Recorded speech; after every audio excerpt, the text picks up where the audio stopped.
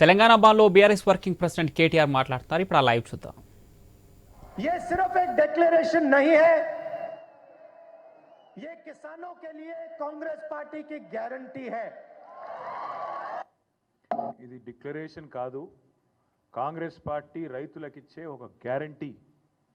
రేవంత్ రెడ్డి గారు కూడా మొత్తం చదివిన డిక్లరేషన్ నేను కూడా చదువుతున్నా అని చెప్పి 15,000 రూపాయలు ఖచ్చితంగా ఇస్తామని చెప్పి రాహుల్ గాంధీ గారు వరంగల్లో వేలాది మంది రైతుల సమక్షంలో తెలంగాణ రైతులకు ఇచ్చిన మాట. అందుకే ఇవాళ తెలంగాణ ప్రభుత్వం తీసుకున్న ఈ నిర్ణయం ఏదైతే ఉందో 15,000 రూపాయలు ఇస్తాం ఎకరానికి అని చెప్పి ఇవాళ 12,000కే కుదించి సంబురాలు చేయమంటున్న రేవంత్ రెడ్డి ప్రభుత్వం ఖచ్చితంగా తెలంగాణ ప్రజానీకాన్ని, తెలంగాణ రైతాంగానికి తీరని ద్రోహం చేస్తున్నది, తీరని అన్యాయం చేస్తున్నది.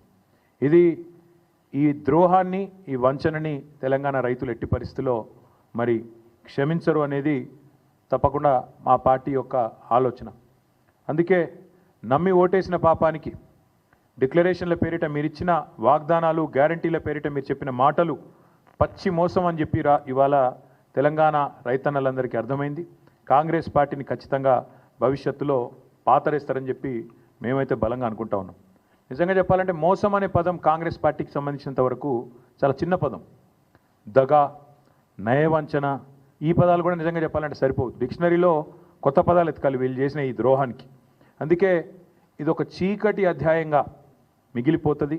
కపట నాటకాలకు, నోరు తెరిస్తే పచ్చి అబద్ధాలకి, ఇంకొక మాటలో చెప్పాలంటే అబద్ధానికి అంగీలాగు దొడిగితే ఇగో ఈ కాంగ్రెస్ పార్టీ నాయకత్వంలాగా ఉంటుందని చెప్పి వాళ్ళ రాష్ట్ర రైతాంగాన్ని మొత్తానికి కూడా అర్థమైంది. కేసీఆర్ గారి పరిపాలనలో 10 ఏళ్లలో ఆనాడు రుణమాఫీకి, అదేవిధంగా రైతు బంధు పథకానికి రెండింటికి మాత్రమే నేను చెప్పేది, మిగతా చెప్పని కూడా చెప్పట్లేదు. డైరెక్ట్గా రైతుల ఖాతాల్లో పడ్డ పైసల గురించి మాత్రమే చెప్తున్నా నేను. రైతు బంధు రూపంలో 73,000 కోట్లు, 27,500 కోట్ల రూపాయలు మీకు రుణమాఫీ రూపంలో, ఈ 2 పథకాలు మాత్రమే 1,00,000 కోట్ల రూపాయలు ఇవాళ రైతుల ఖాతాల్లో వేసిన ఘనత కేసీఆర్ ప్రభుత్వంది. ఇవాళ ఎన్నికల్లో మాట ఇవ్వకపోయినా, ఎన్నికల్లో ఓట్ల కోసం మీలాగా డిక్లరేషన్ల పేరిట మోసం చేయకపోయినా, రైతు బంధు లాంటి పథకాన్ని భారతదేశంలో పెట్టిన మొట్టమొదటిసారి పెట్టిన నాయకుడు స్వతంత్ర భారతదేశంలో కేసీఆర్ గారు. అందుకే కేసీఆర్ గారు రైతు బంధుగానే ఉంటారు, రేవంత్ రెడ్డి రాబందుగానే మిగిలిపోతాడు, రైతుల పాలిట రాబందుగానే మిగిలిపోతాడనే మాట నేను ఖచ్చితంగా చెప్తా ఉన్నాను. రేవంత్ రెడ్డి గారే చెప్పినారు, ఇంకా చెప్పాలంటే చాలా వీడియోలు ఉన్నాయని చెప్పిన మాటలు. డిసెంబర్ 3కు ముందు తీసుకుంటే 5,000, డిసెంబర్ 3 తర్వాత తీసుకుంటే 7,500 రూపాయలు ఇస్తానని చెప్పి ఆనాడు ఎన్నికల కమిషన్కు ఉత్తరం రాసి రైతు బంధు ఆపి సన్నాయి నొక్కులు నొక్కిన వాడు రేవంత్ రెడ్డి. ఆ రోజు 10,000 రూపాయలు కేసీఆర్ గారు 2 పంటలకు ఇస్తుంటే 3 పంటలకు ఇయ్యవా, 3వ పంటకి ఇయ్యవా అని అవహేళన చేసిన వాడు రేవంత్ రెడ్డి. 10,000ను బిచ్చమన్నవాడు, ముష్టి అన్నవాడు రేవంత్ రెడ్డి. మరి ఇవాళ మేము అడుగుతున్నాం, 10,000ను ముష్టి అంటివి, బిచ్చమంటివి, 15,000 ఇస్తానంటివి, ఇవాళ 12,000కు సరిపడి మళ్ళీ అదేదో గొప్ప విషయంలాగా చెప్పుకుంటే సిగ్గనిపిస్తలేదా నీకని అడుగుతా ఉన్నాం. కనీసం మాత్రం చీమగుట్టినట్టన్నా అనిపిస్తలేదా? ఇచ్చిన మాటలు ఈ రకంగా సిగ్గు లేకుండా తప్పుతుంటే కనీసంగా కూడా ఏం అనిపిస్తలేదా అని అడుగుతా ఉన్నాం. ఓడదాటదాకా ఓడమల్లన్న, ఒడ్డుకెక్కినాక బోడమల్లన్న. ఇక అది కాంగ్రెస్ పార్టీ యొక్క వైఖరి మొదటి నుంచి కూడా. రాహుల్ గాంధీ నుంచి మొదలు పెడితే రేవంత్ రెడ్డి దాకా అందరి వైఖరి అదే. నేను అడుగుతా ఉన్నా రాహుల్ గాంధీని కూడా, కష్టం వస్తే వస్తా అంటివి, ఇది నా గ్యారంటీ అంటివి, పిలువుండ్రి వస్తా అంటివి. వాళ్ళ తెలంగాణ రైతులు అడుగుతున్నారు, రాహుల్ గాంధీ గారు ఎక్కడున్నారు మీరు? అసలు మీ ప్రభుత్వం ఇన్ని మోసాలకు పాల్పడుతుంటే, రైతు భరోసాని కూడా ఇవాళ రైతు నిరాశగా మారుస్తుంటే, రాష్ట్రంలోని రైతాంగాన్ని నయవంచన చేసి గొంతుకొస్తుంటే ఎక్కడ ఉన్నావు రాహుల్ గాంధీ అని నేను అడుగుతా ఉన్నా. వచ్చే దమ్ముందా? వరంగల్కి వస్తావా? ఏదైనా ఒక గ్రామానికి వచ్చి రైతులతో కూర్చుంటావా? మాట్లాడతావా? కనీసం ఎందుకు ఈ రకంగా మోసం చేస్తున్నదో నీ రేవంత్ రెడ్డి ప్రభుత్వం చెప్పే ధైర్యం ఉందా? మేనిఫెస్టోలో ఇచ్చిన మాటను నిలబెట్టుకున్నందుకు ముందుగా ముఖ్యమంత్రి నుంచి మొదలు పెడితే రాహుల్ గాంధీ దాకా ఖచ్చితంగా తెలంగాణ రైతాంగానికి క్షమాపణ చెప్పాల్సిందే. మీరే ఇచ్చినారు వ్యవసాయ డిక్లరేషన్ అని, మీరే చెప్పినారు మాటలు, బోనస్ అన్నారు, ఇంకోటి అన్నారు, చాలా బోగస్ మాటలు మాట్లాడినారు. కానీ వీటన్నిటికంటే దరిద్రం, వీటన్నిటికంటే నికృష్టమైన మాట నిన్న రేవంత్ రెడ్డి గారు మాట్లాడినారు. ఇది పేపర్లో రిపోర్ట్ అయింది, దాని ప్రకారమే నేను మాట్లాడుతూ ఉన్నా. తెలంగాణ కాకుండా ఉమ్మడి ఆంధ్రప్రదేశ్లోనే బాగుండే ప్రభుత్వ ఉద్యోగులకనే ఒక నికృష్టమైన భావదారిద్రపు మాట తెలంగాణ ముఖ్యమంత్రి మాట్లాడడం అనేది ఇది నిజంగా కూడా తెలంగాణ ఆత్మగౌరవాన్ని కించపరచడమే. అసలు నీకు సిగ్గుందా? ఉద్యమంలో ఎన్నడూ రాలేదు కనీసం కలిసి, ఇవాళ సిగ్గు లేకుండా ఆ ముఖ్యమంత్రి పదవిలో కూర్చొని కూడా ఈ భావదారిద్రపు మాట మాట్లాడడానికి ఒక తెలంగాణ బిడ్డవు కదా, కనీసం రేషమని ఉండాలి కదా. ఎక్కడున్న తెలంగాణ ఎక్కడ పోయిందండి? 10 ఏళ్లలో భారతదేశానికే ఆదర్శంగా నిలబడ్డ తెలంగాణను పట్టుకొని ఉమ్మడి ఆంధ్రప్రదేశ్లోనే బాగుండే పరిస్థితులను మాట్లాడడానికి నీకు మనసెట్లొచ్చింది? నీ రాష్ట్రాన్ని నువ్వే కించపరచడానికి నువ్వు ముఖ్యమంత్రి అనే ఇంగితం కూడా నీకు లేదా? ఆ మాత్రం సోయి కూడా లేదా అని బాధతో అడుగుతా ఉన్నా. ఒక ముఖ్యమంత్రి పదవిలో కూర్చున్నావు, అదృష్టవంతుడివి నువ్వు. ఎంత గొప్పగా మాట్లాడాలి నువ్వు నీ రాష్ట్రం గురించి, నీ ప్రభుత్వం గురించి కూడా గొప్పగా చెప్పుకోవద్దంటలేదు మేము. కానీ రాష్ట్రాన్ని చిన్నగా చేసి చూపెట్టడం అనే దౌర్భాగ్యం అనేది అయితే ఉందో నిజంగా కూడా బాధాకరం. ఇంకా దారుణం ఏంటంటే రాష్ట్రాన్ని చిన్నగా చేస్తాడు. ప్రభుత్వ ఉద్యోగుల పరిస్థితి అట తెలంగాణలో బాగా లేకుండానట, ఉమ్మడి ఆంధ్రప్రదేశ్లో బాగుండేనట. ఎందుకు 73% జీతం పెంచినందుకు బాగా లేకుండేనా? లేకపోతే భారతదేశంలోనే హైయెస్ట్ పే స్కేల్ కేంద్ర ప్రభుత్వ ఉద్యోగుల కంటే కూడా అత్యధికంగా జీతాలు ఇచ్చినందుకు బాగా లేకుండేనా? అత్యధికంగా పెన్షన్లు ఇచ్చినందుకు బాగా లేకుండేనా? లేదా ఇదే ప్రభుత్వ ఉద్యోగులు మన రాష్ట్రాన్ని అగ్రభాగాన భారతదేశంలో నిలబెట్టినందుకు బాగా లేకుండేనా? ప్రపంచంలోనే అతిపెద్ద లిఫ్ట్ ఇరిగేషన్ ప్రాజెక్టు కట్టింది ఇదే ప్రభుత్వ ఉద్యోగులు కాదా? ఇదే ప్రభుత్వంలోని ఇరిగేషన్ డిపార్ట్మెంట్ కాదా? రాష్ట్రాన్ని భారతదేశంలోనే తలసరి ఆదాయంలో నిలబెట్టింది అగ్రభాగాన ఇదే ప్రభుత్వ ఉద్యోగులు, ఇదే ప్రజలు కాదా? రాష్ట్రాన్ని వ్యవసాయంలో ఇబ్బడి ముబ్బడిగా ఉత్పత్తులు వచ్చినాయంటే ఒకవైపు వ్యవసాయ శాఖ అధికారులు, తెలంగాణ రైతులు అందరూ కలిసి కష్టపడితేనే కదా ఫలితాలు వచ్చినాయి. మరి అట్లాంటిది తెలంగాణలో ప్రభుత్వ ఉద్యోగుల పరిస్థితి బాగాలేదు, ఉమ్మడి ఆంధ్రప్రదేశ్లోనే బాగుండే అనే నికృష్టపు మాట ముఖ్యమంత్రి నోట రావచ్చునా? ఇవన్నీ కాకుండా పచ్చి అబద్ధాలు చెప్పడమే వీళ్ళు అలవాటుగా మార్చుకున్నారు. ఎందుకు ఇస్తలేవా రేవంత్ రెడ్డి పెన్షన్లు అంటే పచ్చి అబద్ధం. ఎందుకు ఇస్తలేవా రేవంత్ రెడ్డి 100 రోజుల్లో 6 గ్యారంటీలు అంటే ఆర్థిక పరిస్థితి లేదు, దివాలా తీసినది, నాశనం అయిపోయింది, అప్పుల పాలైపోయింది అని దివాలా కోరు మాటలు మాట్లాడుతున్నాడు ముఖ్యమంత్రి. నేను ఇదే ముఖ్యమంత్రి, ఇదే కాంగ్రెస్ పార్టీ నాయకులు ఎన్నికలకు ముందు మీరు అడిగినారు, రిపోర్టర్లు నిలదీసినారు. మీరు I applaud you, I congratulate you. మీరు అడిగినారు సూటిగా, మీరు అడ్డగోలు హామీలు ఇస్తుండ్రు, ఎట్లా అమలు చేస్తారు అని అడిగినరు. అడిగితే ఆ రోజు పెద్ద పెద్ద డైలాగులు కొట్టిండ్రు. మాకు అంతరికే, మేము 100 సంవత్సరాల పార్టీ, మాకు తెలియదా, మీరు మాకు చెప్పేటోళ్ళ, మేము పెద్ద పోటుగాళ్ళం అని బిల్డప్ ఇచ్చిందే వీళ్ళు. ఒక్కసారి వినండి మేము చెప్పిన మాటలు. మేము కాదు, వాళ్ళు చెప్పిన మాటలు. ఆ రోజు రేవంత్ రెడ్డి గారు పిసిసి ప్రెసిడెంట్ రాష్ట్ర ఆర్థిక పరిస్థితి గురించి మాట్లాడిన మాటలు వినండి. ఎవరు చెప్పారు? ఎవరన్నారు ఆ మాట? అంటున్న కర్ణాటక రాష్ట్రానికంటే తెలంగాణ రాష్ట్రం ఆదాయం తక్కువ అని. అది తప్పుడు ప్రచారం. అక్కడ ఉన్నాయి 224 అసెంబ్లీలు, అక్కడ ఉన్న జనాభా ఎంత, రాష్ట్రం బడ్జెట్ ఎంత. ఇక్కడ ఉన్న జనాభా ఎంత, ఈ రాష్ట్రం బడ్జెట్ ఎంత. దేశంలోనే అత్యధిక ఆదాయం ఉన్న రాష్ట్రం తెలంగాణ రాష్ట్రం. దేశంలోనే అత్యధిక ఆదాయం ఉన్న రాష్ట్రం తెలంగాణ రాష్ట్రం. అదేమో ప్రతిపక్షాలు ఉన్నప్పుడు, ఇప్పుడేమో వేరే మాట మాట్లాడి అది కూడా చూపెడతా. బట్టి విక్రమార్క గారు ఇవాళ deputy chief minister and also Nishant sir, మీరు రాష్ట్ర ప్రజల కోసం రకరకాల హామీలు ఇచ్చారు, కానీ ఆ హామీలు నెరవేర్చడానికి అయ్యే ఖర్చు ఇప్పుడు రాష్ట్ర ఆదాయం కన్నా 3 ఉంది. అది రాష్ట్ర లయబిలిటీస్ మీద, రాష్ట్ర అప్పు మీద భారం పడుతుంది. అంటే ఏ యువత కోసం మీరు ఇన్ని హామీలు ఇచ్చారో చివరికి వారి మీదే భారం పడుతుంది కదా. మీరు దీన్ని ఎలా సాల్వ్ చేద్దాం అనుకుంటున్నారు? ముందు ప్రజలకు మేలు చేయాలనేటువంటి సంకల్పం చాలా ముఖ్యమైనది. 2 ఆదాయాలను సమకూర్చుకోవటంలో అపారమైనటువంటి అనుభవం ఉన్నటువంటి కాంగ్రెస్ పార్టీకి ఇది పెద్ద సమస్య కాదు. ఈరోజు రాష్ట్రంలో తీసుకొచ్చినటువంటి 5 లక్షల కోట్ల అప్పుల్లో ఈ కాళేశ్వరం మీద ఖర్చు పెట్టినటువంటి ఆ 80,000 కోట్ల 1,00,000 కోట్ల మధ్యలో ఉన్నటువంటి సంపద ఇప్పుడు అది అవసరం లేదు. రేపొద్దున భవిష్యత్తు 50,000 కోట్ల రూపాయల పేరు మీద మీరు మిషన్ భగీరథ కోసం ఖర్చు పెట్టినటువంటి ఖర్చు కూడా ఇప్పుడు రాబోయే కాంగ్రెస్ ప్రభుత్వాలకి అవసరం లేదు. ఇటువంటి వాటన్నిటిని జాగ్రత్తగా పోగేసుకుంటూ దోపిడీకి గురి కాకుండా జాగ్రత్త ఫిల్ఫ్రేజ్ చేసి ఆదాయాన్ని పెంచుకొని ఆ వనరులతో ఈ సంక్షేమ కార్యక్రమాలు చేయడానికి మంచి అవకాశం ఉంది. నెంబర్ 1. చాలా చక్కగా దోపిడీకి గురి కాకుండా చేయొచ్చు, కడుపు కట్టుకుంటే అయిపోతుంది, మాకు తెలివి ఉంది, అసలు ఇంకా కొత్త అప్పులు అవసరం లేదు చెప్పిన సుద్దులు డిప్యూటీ సీఎం గారు అన్నాడు.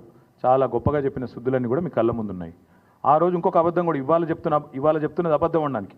ఆ రోజు 5 లక్షల కోట్లు అని చెప్పిండు. ఆయన మొదలు 10 సంవత్సరాల పాటు అసెంబ్లీలో ఉన్నాడు, ప్రతి బడ్జెట్ స్పీచ్లు విన్నాడు, ప్రతిసారి బడ్జెట్ చర్చలో అప్రాప్రియేషన్ చర్చలో పాల్గొన్న బట్టి గారు ఆ రోజు 5 లక్షల కోట్లు అన్నాడు. ఇప్పుడు రేవంత్ రెడ్డి గారితో సావాసం చేసి డిప్యూటీ సీఎం అయినాక అప్పు సడన్గా 7 లక్షల కోట్లు అయింది, 8 లక్షల కోట్లు అయిందని చెప్పి అడ్డగోలుగా మాట్లాడుతున్నాడు. ఇక ఇంకొక ఆయన ఉన్నాడు మహానుభావుడు కోమటిరెడ్డి వెంకటరెడ్డి గారు. ఇక ఆయన చాలా గొప్పగా చెప్పినప్పుడు ఎట్లా చేస్తారా మీరంటే ఆయన చెప్పింది అది కూడా వినండి. కాబట్టి మేము ఇచ్చిన స్కీమ్స్ చాలా ఈజీగా 100 రోజులలో అమలు చేస్తామని ఇంత ఈజీగా చెప్తున్నాం మేము. అంటే మాకు లెక్కలు లేకుండానే 5 times మీ ఎమ్మెల్యే మినిస్టర్ ఎంపీగా ఉన్నాను మేము చెప్తామా? 100 days చూస్తున్నామే అయిపోతాయి. ఇప్పుడు ఆర్టీసీ బస్సెస్ ఫ్రీ పోతున్నాయా? గృహలక్ష్మి స్టార్ట్ అయిందా? కర్ణాటకలో మా దగ్గర మహాలక్ష్మి స్టార్ట్ అవుతుందా? గృహలక్ష్మి మహాలక్ష్మి ఫస్ట్ మంత్ స్టార్ట్ చేస్తాం.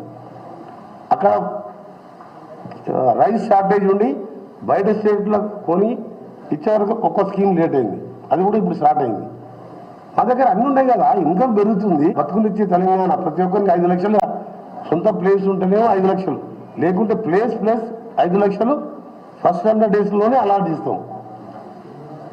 ఇవంతా కలిసి బడ్జెట్ ఎంత తెలుసా? ఆయన 10 లక్షలు ఇచ్చే దళిత బంధు వాళ్ళ నాయకులకు దోషి పెడుతుంది, బీసీ బంధు అవన్నీ పెడితే ఈ స్కీమ్స్ అన్నీ అయిపోతాయి. స్కీమ్స్ అన్నీ అయిపోతాయి. 10 లక్షలు ఇచ్చే దళిత బంధు బంద్ చేయాలి, బీసీ బంధు బంద్ చేయాలి. 100 రోజుల లోపలనే ఇండ్లు లేని వాళ్ళకి ఇండ్లు ఇస్తాం, ప్లాట్ కూడా లేకపోతే ప్లాట్ ఇస్తాం, మీదికి 5 లక్షలు ఇస్తాం, 100 రోజుల లోపలనే ఇస్తాం. ఇవన్నీ వీళ్ళు మాట్లాడిన మాటలు, వీళ్ళు చెప్పిన హామీలు. బాధ ఎక్కడ అనిపిస్తుంది అంటే, సరే ఓట్ల కోసం ఇష్టం వచ్చినట్టు నోరు ఎట్లా ఉంటే అట్లా నారికి ఎంత వస్తే నోటికి ఎంత ఇస్తంతా మాట్లాడినారు. కానీ ఇవాళ బాధ్యతాయుతమైన పదవుల్లో కూర్చొని మంత్రులుగా, ఉప ముఖ్యమంత్రిగా, చీఫ్ మినిస్టర్గా ఇవాళ మాట్లాడుతూ ఆర్థిక పరిస్థితి బాగాలేదు అని చెప్పడానికి సిగ్గనిపిస్తలేదా? బాగాలేనిది ఆర్థిక పరిస్థితి కాదు, మీ మానసిక పరిస్థితి. బాగాలేనిది మీ మానసిక పరిస్థితి బాగాలేదు. మీకు ఇక్కడ గుజ్జు లేకపోతే మేమేం చేస్తాం దానికి? మీకు తెలివి లేదు, రాష్ట్రాన్ని నడిపే తెలివి లేదు, పరిపాలన చేత కాదు. కాబట్టి నోటికొచ్చిన వ్యాఖ్యానాలు చేస్తూ ఉన్నారు. చక్కదిద్దాల్సిన సీట్లో కూర్చొని చేతగాని మాటలు మాట్లాడితే ప్రజలు ఏమనుకుంటారు? మీకు లోన్లు ఇచ్చే ఇన్స్టిట్యూషన్స్ ఏమనుకుంటాయి? దేశంలోని మిగతా పార్టీలు ఏమనుకుంటాయి? మిగతా రాష్ట్రాలు ఏమనుకుంటాయి అనే కనీస సోయి కూడా లేదా? అసలు మిమ్మల్ని కూర్చోబెట్టింది ఎందుకు? ఆ 420 హామీలు మీరు ఏదైతే ఇచ్చినారో వాటిని అమలు చేయండి అని. కానీ మీరేం చేస్తున్నారు? అర్జెంటుగా కేసులు పెట్టండి, రాష్ట్ర ఆత్మగౌరవాన్ని దెబ్బతీయండి, మార్పు పేరిట వేల కోట్ల రూపాయలు ఖర్చు పెట్టండి, పనికిమాల పనులు చేస్తూ టైంపాస్ చేయండి అనా మిమ్మల్ని కూర్చోబెట్టింది? అక్కడ కాదు కదా. రైతు భరోసా ఏది, 6 గ్యారంటీలు ఏది? గతంలో ఒక మాట అన్నారు ముఖ్యమంత్రి గారు, ఇప్పుడు ఆ వీడియో ప్లే చేయమంటే చేస్తాను, దగ్గర ఉంది. కడుపు కట్టుకుంటే ఏముందా, 1 సంవత్సరం కడుపు కట్టుకుంటే 40,000 కోట్లు ఇట్లా ఇచ్చేయచ్చు రుణమాఫీ అన్నావు. మీరందరూ చూసే ఉంటారు. అంటే ఇప్పుడు ఏమైంది మరి? ఈ 420 హామీలు ఏమైనాయి? ఇవాళ ఈ కారు కూతలు ఎందుకు? రాష్ట్ర ఆర్థిక పరిస్థితి బాగాలేదు అనే దివాలా కోరు మాటలు ఎందుకు మాట్లాడుతున్నావు? రైతులను మోసం చేయడానికా? మహిళల్ని మోసం చేయడానికా? పెద్ద మనుషులను మోసం చేయడానికా? లేదా మీ మాటలు నమ్మి ఓట్లేసిన మొత్తం ప్రజలందరినీ మోసం చేయడానికా? ఈ కుంటి సాకులు ఎక్కువ రోజులు చెప్పి తప్పించుకోలేవు. రాష్ట్ర ఆర్థిక పరిస్థితిని ఎవడన్నా ఖరాబ్ చేసిండా అంటే ముమ్మాటికి రేవంత్ రెడ్డి అని నేను ఖచ్చితంగా చెప్తా ఉన్నాను, నిర్ద్వందంగా చెప్తా ఉన్నాను. లేకపోతే చక్కగా పరుగులు పెడుతున్న రాష్ట్రాన్ని, పరుగులు పెడుతున్న హైదరాబాద్ రియల్ ఎస్టేట్ రంగాన్ని, హైడ్రా పేరిట, మూసీ పేరిట దౌర్భాగ్యం అంతా తెచ్చిందే ఈ కాంగ్రెస్ ప్రభుత్వం. మొత్తం వీళ్ళ విధ్వంసకరమైన ఆలోచనలతో, వీళ్ళ చాతగాంతనంతోనే రాష్ట్ర ఆర్థిక పరిస్థితి వాళ్ళ కుదేలైంది. నువ్వే బజార్లో పడి నేను నా ఆర్థిక పరిస్థితి బాగాలేదు అని 10 సార్లు చెప్తే కొత్త ఇన్వెస్టర్ ఎవడన్నా వస్తాడా? ఉన్నవాడే పారిపోయిండు. 3 పెద్ద పరిశ్రమలు పారిపోయినాయి. కెయిన్స్ అనే పరిశ్రమ పారిపోయింది. మేము కష్టపడి బెంగళూరు నుంచి ఇక్కడికి పట్టుకొస్తే ఆయన గుజరాత్ పారిపోయిండు. కార్నింగ్ అనే పరిశ్రమ తమిళనాడు పారిపోయింది. ఫాక్స్కాన్ విస్తరణ ఆగిపోయింది, తమిళనాడులో విస్తరిస్తూ ఉన్నారు. ఎవడొస్తాడండి దివాలా తీసిన రాష్ట్రానికి? నువ్వు ప్రోత్సాహకాలు ఇస్తావో ఇయ్యవో, రేపు రాయితీలు ఇస్తావో ఇయ్యవో, నీ పెట్టిన మాటలకి విశ్వాసం ఎక్కడుంటుంది? ఒప్పందాలు ఉన్న వాటిని నువ్వు ఇష్టం వచ్చినట్టు ఏకపక్షంగా రద్దు చేస్తే ఎవడు పట్టించుకుంటాడు? రాష్ట్రాన్ని విధ్వంసం చేసిందే, ఈ రాష్ట్రాన్ని అతలాకుతలం చేసిందే నీ దివాలా కోరుతనం, నీ భావదారిద్ర్యం. ఈ అన్నింటికి మించి ఆశ్చర్యకరం అనిపించేది, ఒకవైపు ఏమో కొత్త పెట్టుబడులు రానివ్వట్లేదు మీరు, మరొక వైపు ముఖ్యమంత్రి గారు దావోస్ పోతున్నారని తెలిసింది, దాని గురించి మళ్ళీ మాట్లాడతాను నేను. మరొక వైపు 1,38,000 కోట్ల అప్పు ఒక సంవత్సరంలో. కేసీఆర్ గారు అప్పుల పాలు చేసిండు రాష్ట్రాన్ని ఒకవైపు మాట్లాడుతూ, కేసీఆర్ గారు ఆనాటి ప్రభుత్వం మొత్తం 10 ఏళ్లలో 4,17,000 కోట్లు అప్పు చేస్తే ఈ ప్రభుత్వం ఒక్క సంవత్సరంలో 1,38,000 కోట్ల అప్పు చేసింది. అంటే కేసీఆర్ గారి ప్రభుత్వం సంవత్సరానికి 41,000 కోట్ల అప్పు చేస్తే ఈ ప్రభుత్వం దానికి 3.5 రెట్లు ఎక్కువ ఒకటే సంవత్సరంలో 1,38,000 కోట్ల అప్పు చేసింది. నేను అడుగుతున్న, కేసీఆర్ అప్పు చేస్తే ఏం చేసింది కేసీఆర్ ప్రభుత్వం? 1,00,000 కోట్లు రైతు బంధు రూపంలో, రైతు రుణమాఫీ రూపంలో డైరెక్ట్గా రైతుల ఖాతాల్లో వేసింది. ₹1 వేసినవా నువ్వు వచ్చినాక రైతు భరోసా ఈరోజు వరకు? లేదు. కేసీఆర్ ప్రభుత్వం జిల్లాకు ఒక మెడికల్ కాలేజ్ కట్టించింది 33 జిల్లాల్లో. కేసీఆర్ ప్రభుత్వం అస్తవ్యస్తంగా ఉన్న రాష్ట్ర ఆర్థిక పరిస్థితిని చక్కదిద్ది అగ్రభాగాన భారతదేశంలో నిలబెట్టింది తలసరి ఆదాయంలో తెలంగాణ రాష్ట్రాన్ని. కేసీఆర్ ప్రభుత్వం అప్పు చేస్తే ఇంటింటికి తాగునీరు ఇచ్చింది. కేసీఆర్ ప్రభుత్వం అప్పు చేస్తే ప్రపంచంలోనే అతిపెద్దదైన లిఫ్ట్ ఇరిగేషన్ ప్రాజెక్టు కట్టింది. కేసీఆర్ ప్రభుత్వం అప్పు చేస్తే కొత్త మెడికల్ కాలేజీలు కట్టింది, కొత్త హాస్పిటల్ హైదరాబాద్ చుట్టూతా కట్టింది. హైదరాబాద్ నిండా ఇవాళ ఫ్లైఓవర్లు కనబడతా ఉన్నాయి, అండర్ పాస్లు కనబడతా ఉన్నాయి.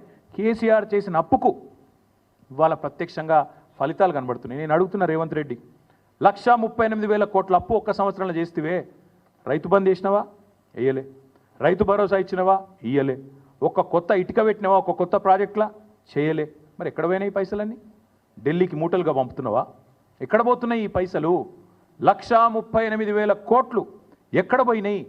రైతులు ఎదురు చూస్తున్నారు 70 లక్షల మంది మా ఖాతాల్లో రైతు భరోసా ఎప్పుడు పడుతుందని. దానికి సమాధానం లేదు. మరి ఎవరి జేబులు నింపుతున్నావు 1,00,000 కోట్లతో? రాహుల్ గాంధీయా, ఢిల్లీ పెద్దలయ్యా? చెప్పాలి మీరు ఖచ్చితంగా.